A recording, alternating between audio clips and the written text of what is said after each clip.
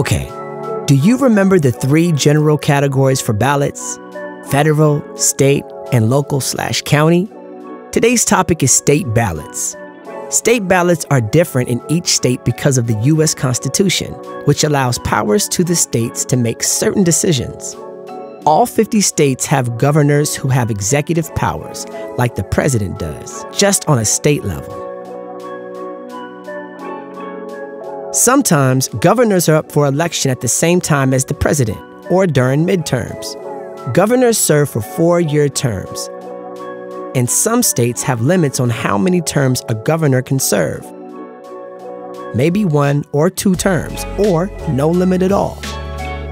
State ballots also have representatives for your state legislature, and states can have different kinds of legislatures too. The State and General Assembly, House of Delegates, state representatives, and senators are all examples. Keep in mind, most states have the same structure to comprise Congress, like they have upper and lower houses, the Senate and the House of Representatives. This concept is the same for all states. What's different, though, is how often the legislature comes together to meet. Some states will meet often and work year-round, while others may only meet a few times a year for short sessions. During state elections, we also vote for other important positions, like Attorney General or Lieutenant Governor. That position is kind of like an assistant or VP governor. Attorney Generals are super important because they set guidelines for laws and courts.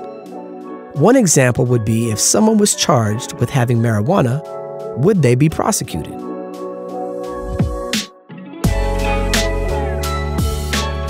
So, because of the U.S. Constitution's principle of federalism and the 10th Amendment, states are different in the decisions they make and how they are run. The 10th Amendment makes sure that the states have the rights to make those decisions, for any rights that aren't already stated in the Constitution. The goal of this is to protect liberty and the diverse population in our country. So really, this means that states can do some things that the federal government can't do, like health-related decisions during the pandemic. Should restaurants stay closed or open? That decision is up to the state. And get this, state-level powers have even more of an impact on citizens than federal-level decisions. For example, decisions related to health, criminal justice, education, taxes, housing, and even more. These all have a direct impact on those state citizens, even more than at a federal level. Here's an example. In California, their state elections have propositions. That means statewide ballot measures. Keep in mind, there are different kinds of measures, but in any case, those measures can actually skip elected representatives when it comes to making laws. So, either a lawmaker writes a law but cannot vote on it, or the population collects signatures for a new proposal. There are a few different ways a proposition can make it to a ballot, but importantly, it's the California voters who make the decision to approve or reject that law.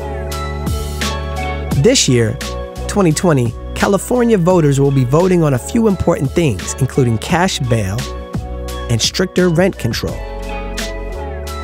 4 states, Arizona, Montana, New Jersey, and South Dakota, will be voting on recreational marijuana initiatives.